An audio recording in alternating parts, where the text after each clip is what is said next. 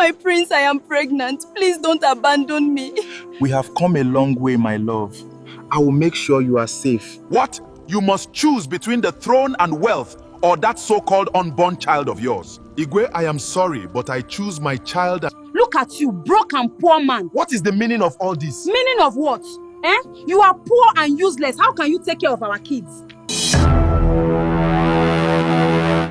The celebration felt too perfect.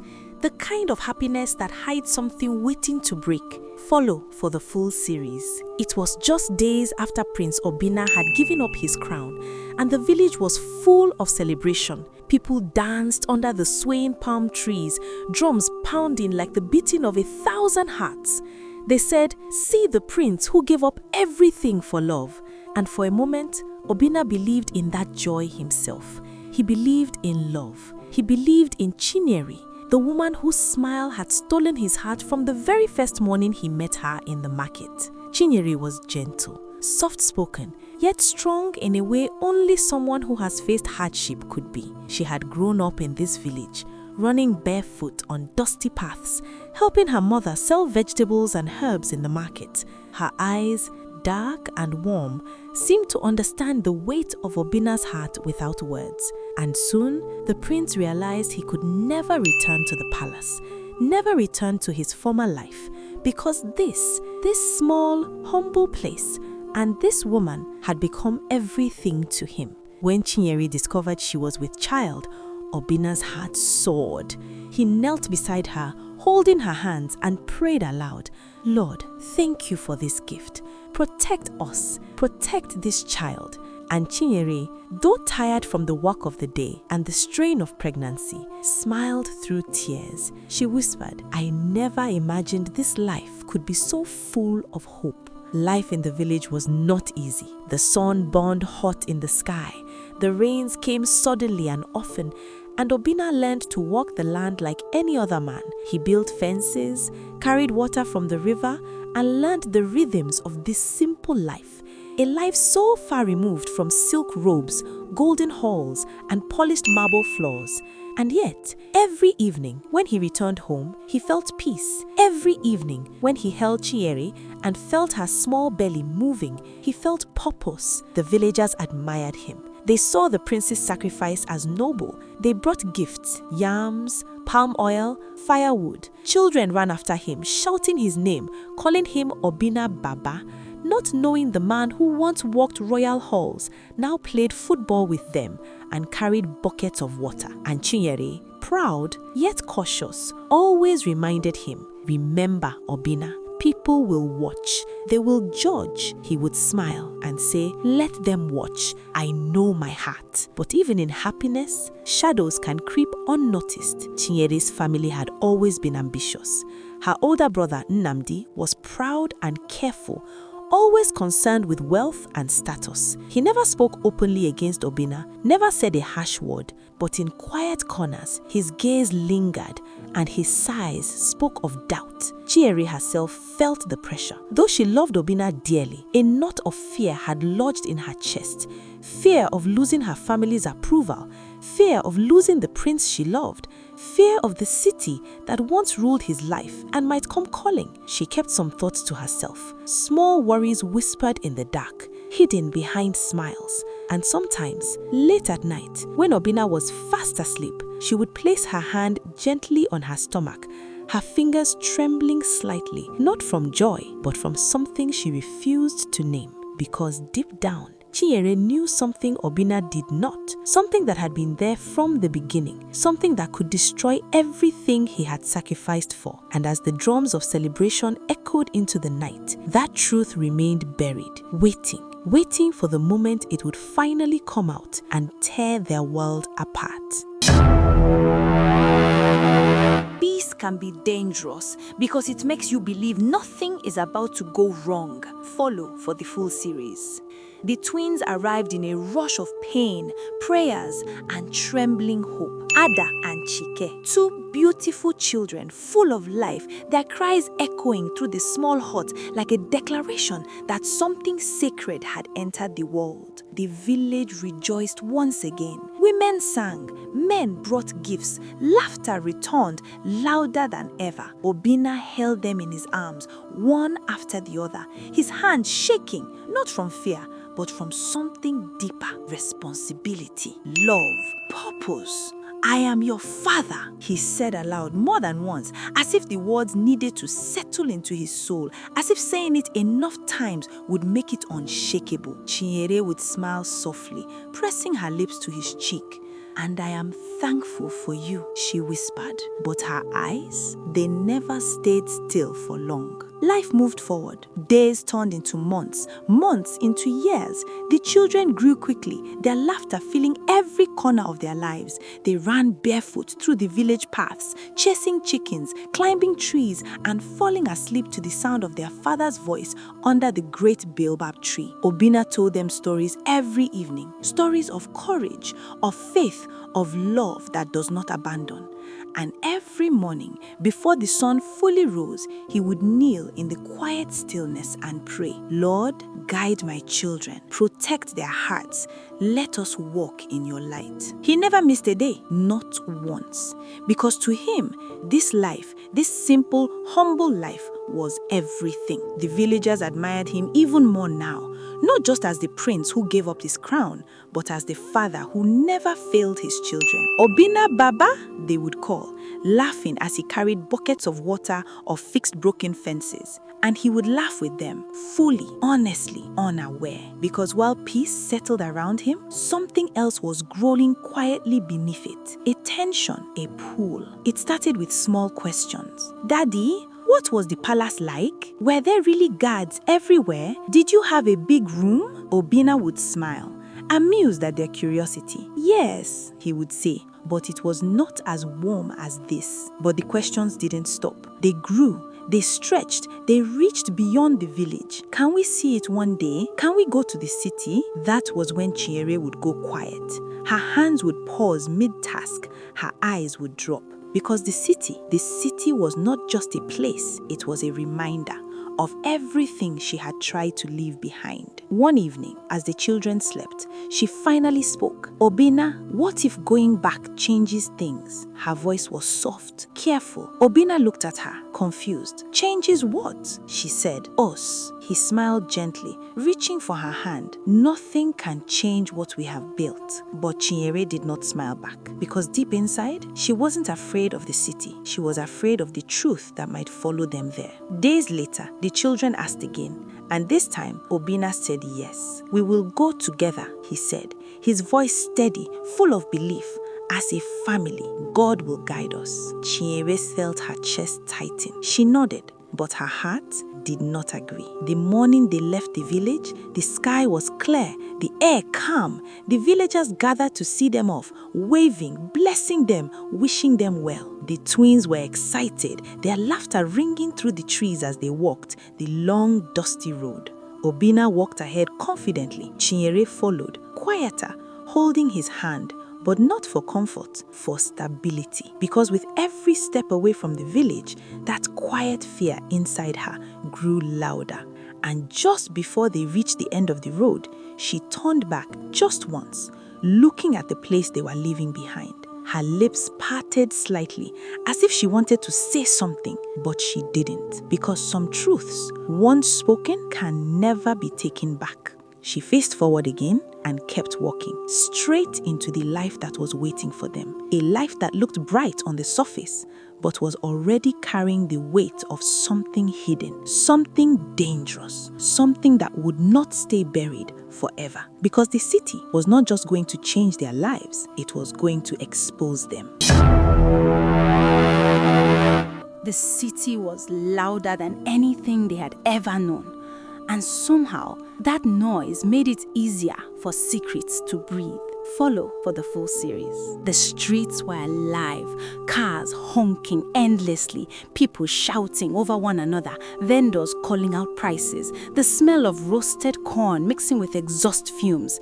It was overwhelming at first, but to the twins, it was magic. Ada and Chike clung to Obinna's hands as they crossed busy roads, their eyes wide with excitement. "Daddy, look at that building! Daddy, so many cars!" Obinna smiled, guiding them carefully. Stay close, always stay close. Chinyere walked beside them, quieter than usual. Her eyes moved differently here, more alert, more cautious. The city wasn't new to her, but it wasn't safe either, not for what she was hiding. At first, life felt like an adventure. The twins started school, returning home every day with stories, laughter spilling from their lips. They made friends quickly, adapted faster than anyone expected. Obinna found small jobs, helping neighbors, fixing things, carrying loads. Nothing royal, nothing grand, but honest. And every evening, they still prayed, still ate together, still laughed. From the outside, they were perfect. A family that had survived change, a family that was thriving. But inside Chinyere, the noise never stopped. It followed her into the kitchen, into her sleep, into her silence. She began to notice things. The way people in the compound would look twice at the children. The way one woman had once asked casually, "They look so fair. Are they really his?" It was said lightly, almost like a joke, but it stayed. That night, Chinyere couldn't sleep. She sat up in bed, staring into the darkness, while Obinna slept peacefully beside her. Her heart was beating too fast, her thoughts louder than the city itself. What if someone finds out? What if it comes out here? She turned to look at Obinna, so calm, so trusting, so unaware. A tear slipped down her cheek. Because the truth wasn't just a mistake anymore, it was a ticking clock. Days passed, then weeks, and slowly something shifted. Obinna began to notice it, not the truth, but the weight. The way Chinyere would pause before answering simple questions, the way her smile sometimes came too late, the way she stared into nothing as if remembering something she wished she could forget. One evening, he finally asked, "Chinyere, what is it?" She froze for a second, then smiled. "It's nothing." He studied her face, longer this time. But Obinna was a man of peace, a man who believed in trust. So he nodded slowly. Okay, and just like that, he let it go. But some things should never be left alone. That night, after the children had fallen asleep, Obinna knelt beside their small bed as he always did. His voice was soft, steady. "Lord, thank you for my children. Thank you for this family. Protect them from evil, from sickness, from anything that wants to steal their joy." Chinyere stood behind him, watching, her hands trembling slightly. Obinna closed his eyes tighter. "And if there is anything hidden," he continued quietly, "bring it to light in your own time." Chinyere's breath caught. Her chest tightened instantly. It felt like the walls were closing in, like the prayer had found her, like the truth had heard its name. She almost spoke, almost. Her lips parted slightly, but no words came out, because fear was stronger. Days passed, quiet, normal, deceptively calm, until that afternoon, the one that would change everything. The children were outside, playing as usual. Their laughter echoed through the compound, light and careless. Obinna had stepped out briefly. Chinyere was in the kitchen, stirring stew, the smell of pepper and onions thick in the air. Then suddenly, a scream, sharp, terrifying. "Mommy!" The spoon fell from her hand. Her heart stopped. And in that single moment, everything began to fall apart. Because what Chinyere was about to see would not just bring fear, it would bring the truth she had been running from straight to the surface. The scream didn't sound normal. It sounded like something had already gone terribly wrong. Follow for the full series. "Mommy!" Chinyere's heart slammed violently against her chest as she dropped the spoon, the metal clattering loudly against the floor. Without thinking, she ran, barefoot, her wrapper barely secured, fear driving every step. The compound was in chaos. Neighbors were gathering. Voices were shouting over each other, and then she saw it. Ada, lying on the ground. Still, too still. Blood. So much blood. For a second, Chinyere's mind refused to process it. The word blood sounds muffled, like everything had been pushed underwater. Then it hit her. Ada! She rushed forward, dropping to her knees, her hands shaking uncontrollably as she reached for her daughter. Ada, wake up! Please, Ada! Her voice broke into pieces. Someone shouted, a car ran in. The driver didn't see her. Another voice yelled, carry her fast, don't waste time. Chiere's hands were covered in blood now, her breathing uneven, her entire body trembling as she tried to lift Ada, but she couldn't. Her strength failed her. Fear had taken everything. Just then, Obinna appeared at the gate. What happened? He saw the crowd. He saw the panic, and then he saw his daughter. Time stopped. Everything around him faded into silence. Without a word, he pushed through the people and dropped beside her. His hands moved quickly, carefully, lifting Ada into his arms like she was made of glass. Stay with me, my child, stay with me. His voice was low, shaking. Chiere stumbled beside him, crying uncontrollably as they rushed out of the compound. The world became a blur. Running feet, shouting voices, a passing vehicle forced to stop. Hospital! Please, hospital! Inside the car, Chiere held Ada's hand, whispering through tears, you will be fine, you will be fine. But her voice carried no certainty, only fear. Obinna sat stiff, holding Ada close, his jaw tight, his eyes fixed on her face as if refusing to let her slip away. God will not forsake us, he said, but this time, his voice was not steady. They arrived at the hospital in chaos. Nurses rushed out. A stretcher appeared. Ada was taken from his arms. No, be careful, Chiere cried, reaching out. Madam, please. A nurse held her back as they wheeled Ada inside. Everything moved too fast. Doctors shouting, machines rolling, doors swinging open and shut. Chiere's legs gave out and she collapsed into a chair, her hands still stained with blood, her body shaking beyond control. Obinna stood beside her, his breathing heavy, his eyes locked on the emergency room doors. She will be fine, he said again. But this time, it sounded like he was trying to convince himself. Minutes passed, long, painful, endless minutes. Every second stretched like torture.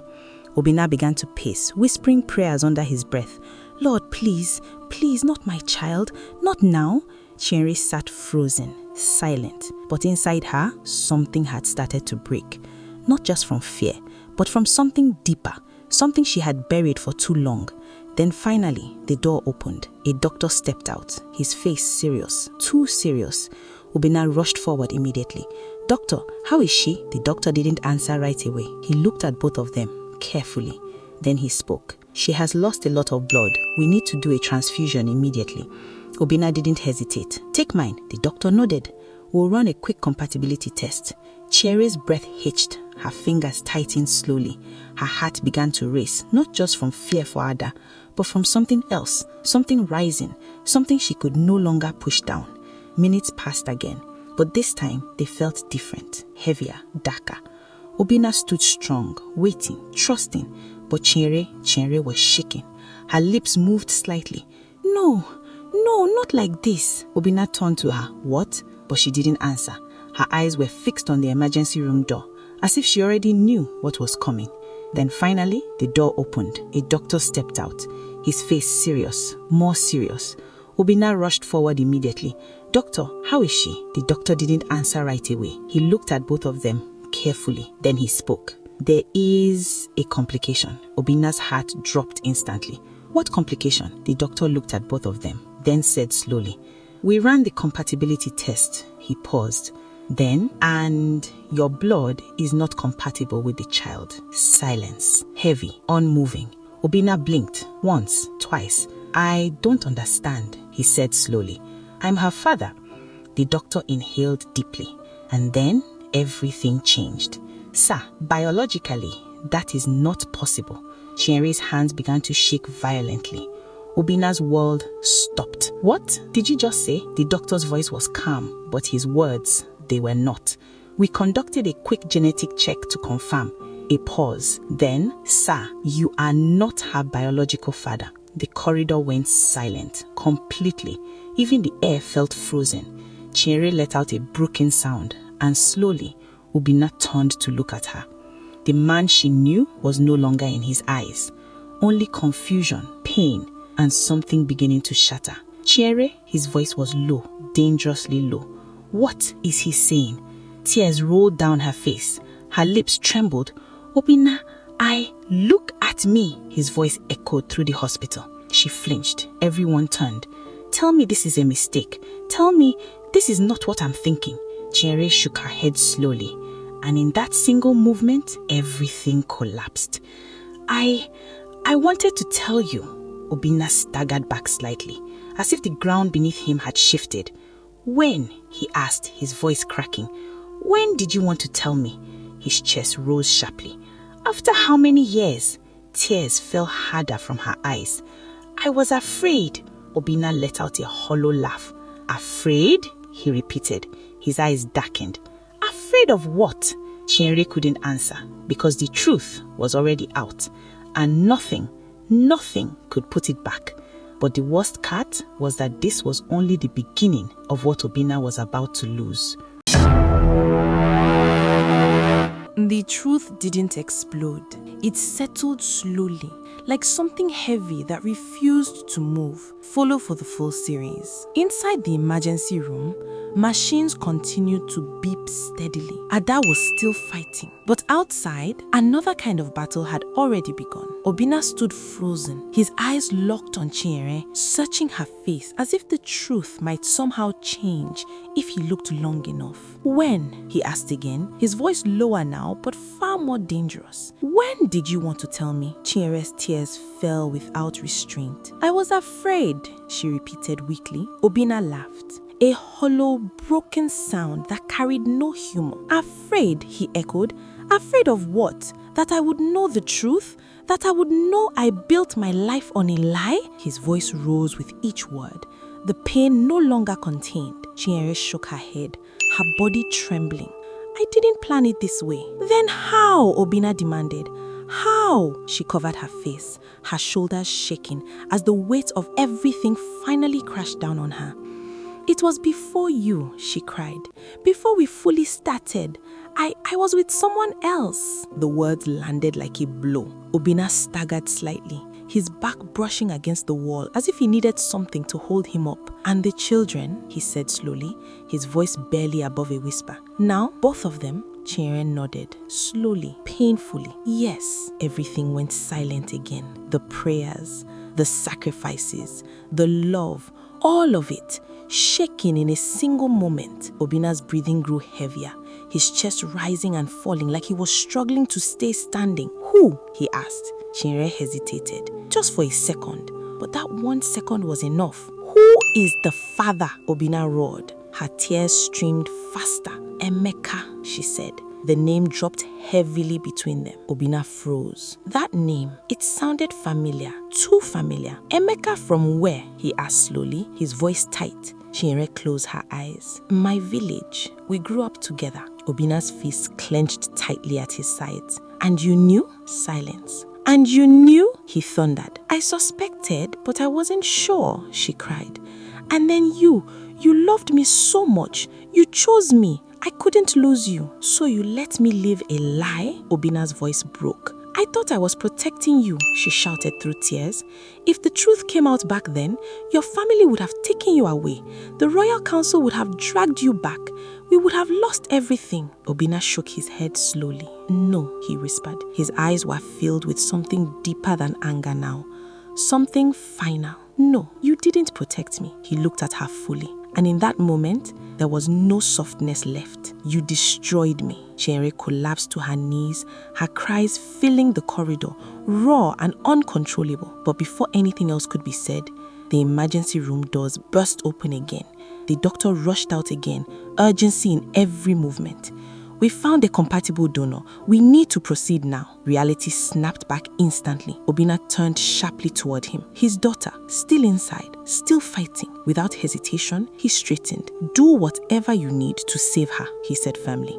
The doctor nodded and rushed back inside. And just like that, the shouting stopped. The confrontation paused. Because in that moment, nothing mattered more than Ada's life. Obinna stood there, staring at the door behind which Ada lay. His face unreadable now. Tears slipped down his cheeks, quietly, not loud, not dramatic, just broken. Chinyere crawled closer, her voice shaking.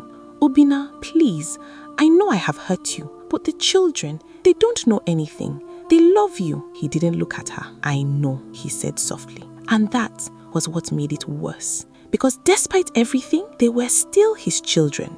Or at least, that's what his heart refused to let go of. Time passed, slow, heavy. Then finally, the doctor returned. This time with different news. She's stable now. She will recover. Chinyere cried out in relief, her body collapsing forward as the tension released all at once. Obinna closed his eyes briefly. Thank you, Lord. But even as the words left his lips, he knew something had died that day. Not his daughter, not his family, but something deeper. Something that could never be brought back. And as he stood there, staring at the door behind which Ada lay, a question began to form. Quiet, dangerous, unavoidable. If everything he believed in was a lie, then what was he supposed to do with the truth now? The hospital grew too quiet that night. The kind of silence that forces you to hear thoughts you wish you could escape. The night after Ada was declared stable, the hospital became heavy with stillness. Not peaceful, just quiet in a way that pressed against the chest. Obinna sat beside her bed, watching, waiting.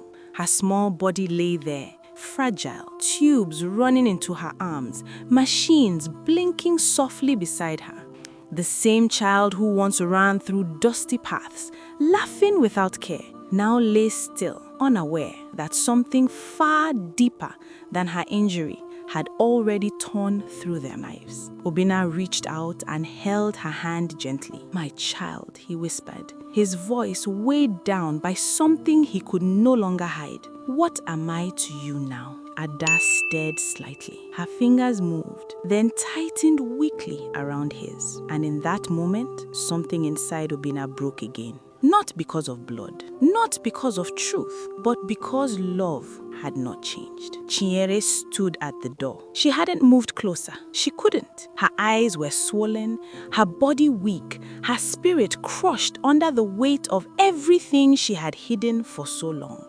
She wanted to speak, to explain, to beg, but there were no words left. Morning came slowly, and with it, visitors. At first, Obinna assumed it was nothing. Maybe neighbors, maybe people who heard about the accident. But when he stepped out into the corridor, he stopped. Men stood there, dressed in clean, traditional attire, still composed, watching. His chest tightened immediately. He knew. Before a single word was spoken, he knew. One of them stepped forward and bowed slightly. Prince Obinna, or should we say, former Prince. Obinna's jaw hardened. "What do you want?" he asked coldly. The man's face did not change. "The council has heard everything." Silence. Behind him, Chieres felt her legs weaken. "How?" asked Obinna. The man gave a faint, knowing look. "In this world, truth travels faster than fire." Obinna let out a quiet, bitter laugh. "Truth," he repeated, "or gossip dressed as truth." The messenger ignored him. "The council requests your presence immediately." Obinna shook his head slowly. "No." The man stepped closer. "You do not understand. This is no longer a request." And then another voice entered the space. Calm, familiar, sharp. "You should listen to them, brother." Obinna turned, and there he was, his younger brother, standing tall, dressed in full royal attire, gold-trimmed robe, crown resting firmly on his head. Obinna's chest tightened. "What is this?" he asked quietly. The man stepped forward slightly, a faint smile forming. Not warm, not brotherly, but something else, something colder. "You see, brother," he continued, his voice smooth, controlled. "You abandoned the throne for this." His eyes flicked briefly towards Chinyere. "And now," said Obinna slowly, his eyes fixed on him, "you've come to mock me?" The smile remained unchanged. "No, brother," he replied. "I've come to close the chapter." The corridor felt smaller, tighter, like the walls were closing in. "You see," he continued, his voice smooth, controlled, "when you abandon the throne for this," his eyes flicked briefly towards Chinyere, "the council lost trust in you, but we remained patient." Obinna's fist clenched at his sides. "And now?" he asked slowly, his eyes fixed on him. The smile widened slightly. "Now, the entire kingdom knows." A pause, heavy, deliberate. That you gave up everything for a woman who deceived you, raised children that are not yours, and lived a lie. Each word landed with precision, cutting. Chinyere covered her mouth, her body shaking. Obinna didn't respond, didn't move, didn't react. He just stood there, still, listening. And in that stillness, something inside him was changing. Something quiet, something dangerous. Because the man standing there was no longer the same man who once gave up his crown for love. The weight of the crown or its absence had never felt so heavy. Follow for the full series. Obinna's chest rose slowly. He looked at Kelechi, the younger brother who had taken what he once held, the throne, the title, the respect of the kingdom. But none of that mattered now. "You are no longer a prince, Obinna," Kelechi said, his voice smooth, cold, each word measured like a blade pressing into skin. "You are a story, a warning, a man who lost everything because he could not lead his own home." Silence filled the corridor. Even the nurses pretended not to listen. Obinna's gaze did not waver. His fists unclenched slowly, then relaxed, but his body remained rigid, like a tree weathered by storms. He took a deep breath. "Are you done?" he asked quietly. Kelechi paused, not the reaction he expected. "I took the throne? Good. Lead well. Protect the people. Do what I once intended to do," Obinna continued, his voice steady. Not loud, not angry, just calm, unsettling in its clarity. Kelechi frowned slightly. "But do not stand here and think you have won anything over me." Obinna's eyes moved past him for a moment, glancing at the glass window where Ada lay, tubes and machines keeping her alive. Then he returned his gaze to Kelechi. "I have something you may never understand." Kelechi raised an eyebrow. "And what is that?" Obinna's voice softened, but it carried the weight of truth. "Love." Kelechi laughed, sharp, cutting. "Love?" "Yes," Obinna said slowly. "Love made me human. Maybe it made me a fool, but it also made me whole." For a moment, Kelechi's expression faltered. Something like doubt flickered behind his eyes, but it disappeared as quickly as it came. "Come," Kelechi said, signaling to the messengers. "We're done here." And just like that, they left. Power gone, status gone, the corridor emptied, except for the soft hum of the machines. Obinna stood there, silent, watching the door to the emergency room. Chinyere stepped forward slowly, her voice trembling. "Obinna," he raised his hand slightly. Not in anger, not in dismissal, but in distance. "Please," he said quietly, "not now." Her heart shattered. Days passed. Ada recovered slowly. Chike stayed close to Obinna, sensing a shift, but too young to understand the depth of it. One evening, as the sun dipped low, painting the sky in violent streaks of orange and red, the twins sat beside him. "Daddy," Chike asked softly, his small hands gripping Obinna's, "are you going to leave us?" Obinna's throat tightened. He looked at them, really looked. The children who laughed, who trusted, who loved him unconditionally. "I could never leave you," he said, and he meant it. But love was no longer simple. That night, Obinna packed a small bag, not in anger, not in revenge, but in clarity. Chinyere watched him, tears streaming silently. "Are you going?" she whispered, voice barely audible. Obinna paused, then nodded. "I need to find myself again. Everything I was, everything I believed, it's broken." Chinyere fell to her knees. "I am sorry. I am so sorry." Obinna looked at her, long, deep, painfully. "I know," he said, "but sorry does not rebuild what was destroyed." He walked to the children's room. They slept, peaceful, unaware. He kissed their foreheads gently. "Be strong," he whispered. Then he walked out. No shouting, no drama, just quiet, final departure. And the streets of the city stretched before him. For the first time in years, he was alone. No throne, no title, no family. Just a man and a broken heart. But as he walked, something stirred within him. A quiet voice, the same voice he had prayed to for years. "Even now, I am still with you." Obinna stopped, closed his eyes, and for the first time, he breathed. Not in pain, not in grief, but in surrender. Dear viewer, a man can lose everything, but even in loss, a new beginning waits. And for Obinna, the journey was far from over. What he would face next would challenge not just his heart, but his very soul. And that challenge was coming. The city at night was a different world. Bright lights masking shadows, the hum of engines hiding whispers, and the air thick with uncertainty. Obinna walked alone. The streets stretched endlessly before him, empty in places, crowded in others. But everywhere he went, the city seemed to pulse with life he no longer felt part of. No crown, no palace, no power, no family. At least none that matched what he had believed. He paused at a quiet corner, watching a street lamp flicker above. The light barely illuminated the cracks in the pavement. Yet, in that dim glow, Obinna saw something he hadn't noticed in a long time.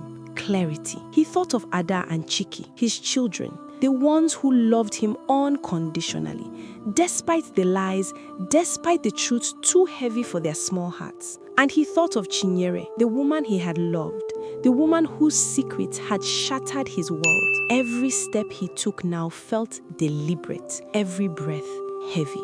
He found a small bench in a deserted park, sat down, head in his hands. "Even now, I am still with you," he whispered, the voice from earlier lingering in his mind. Not a voice of judgment, but of guidance. Hours passed. The city slept, or pretended to. Obinna did not. His mind raced through every memory. The village, the laughter of the twins, the betrayal, the hospital room, Kelechi's cold victory. And then he felt it. That quiet spark, the one he had almost forgotten under the weight of duty, love, and heartbreak. It told him that life was not over, that even broken men could rise again, but the world would not wait. The consequences of truth, the ripple effects of deception, they were already moving faster than he could run. The next morning, Obinna returned to the hospital. Ada and Chike were playing quietly in the corner. Chinyere sat nearby, exhausted, her face drawn and pale. She looked at him when he entered, eyes full of guilt, fear, and something else. Hope, fragile but present.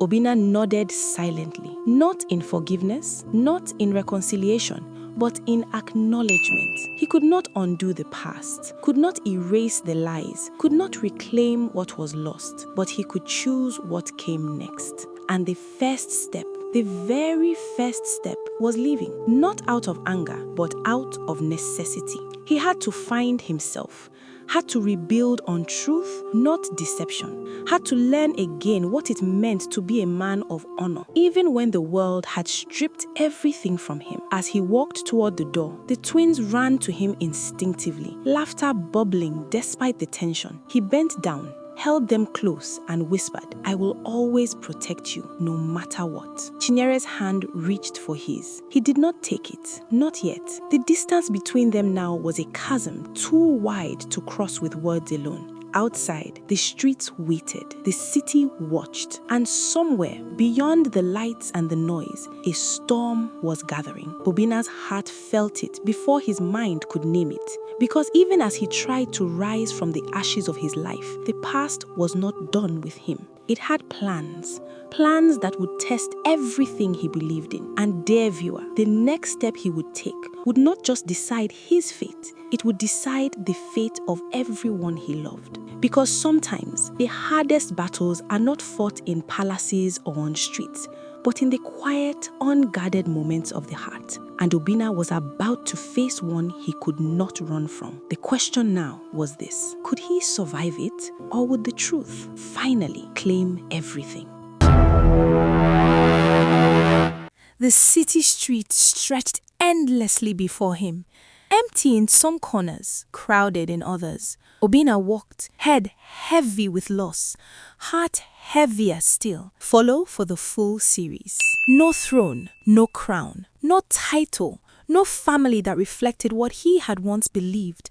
Only the shadow of betrayal, the weight of truth, and the echo of love that had once made him whole. Step after step, the city moved around him. Vendors shouted, engines roared, children laughed somewhere far off, but none of it reached him. He paused at a crossroads, staring at the traffic rushing past. A car horn blared, metal screamed, and in a split second, the world tilted violently. Pain, darkness, a scream he couldn't place, and then silence. Obinna woke, gasping, heart pounding, hands slick with sweat. He was in his bedroom, the morning sun spilling across the floor. The heavy weight on his chest lifted slightly. It had all been a dream. The lies, the betrayal, Kelechi's cold triumph, the hospital, Ada and Chike, the blood, the confession, none of it real, none of it yet. But the truth of his heart remained. The choices he would make, the love he carried, the life he was yet to live, they waited for him. And then the celebration began. Outside the palace walls, drums echoed, palm branches swayed, voices raised in joy. The villagers sang, people cheered. Obinna stood in the hall, dazed, adjusting to the light, the real world pulsing around him. The door burst open. Chinyere came running, tears streaming down her face. She held her hands to her chest, gasping with excitement. "Obinna," she cried, I have news." He stepped closer, heart still hammering from the memory of his nightmare. I'm pregnant," she said, voice trembling but full of hope. Obinna froze. For a moment, the world seemed to hold its breath. A smile tugged at his lips. Relief, joy, disbelief, all tangled together. But then, something in Chinyere's expression made him pause. Not fear, not sorrow, something else, something unreadable. Obinna reached for her hands. The celebration roared around them. Yet a hush seemed to fall over his heart. And just as he opened his mouth to promise to embrace the life that awaited him, you can watch the full video on our YouTube channel. The link is in our bio. Please support us.